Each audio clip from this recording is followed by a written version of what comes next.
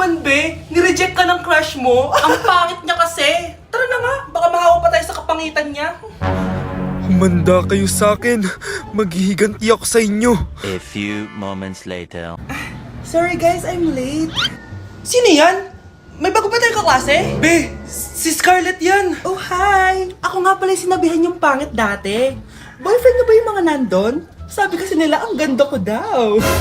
Ikaw yan, Scarlett? Hindi pwede. Paano nangyari to? Magpaganda ka na rin, be. Baka habulin ako ng boyfriend mo. Bahala ka. Bye. Uy, Scarlett, ang ganda mo na. Anong sikreto mo? Maligo din kasi kayo, be. Hala, di ba siya yung nag-reject sa kanya dati? OMG. Sorry nga pala sa nasabi ko sa'yo dati, pero sure na ako ngayon na gusto kita. Eto, para sa'yo. Okay. So tayo na? Pwede ka na umalis. Ang kapal din ng mukha mo no? Sorry pero may boyfriend na ako.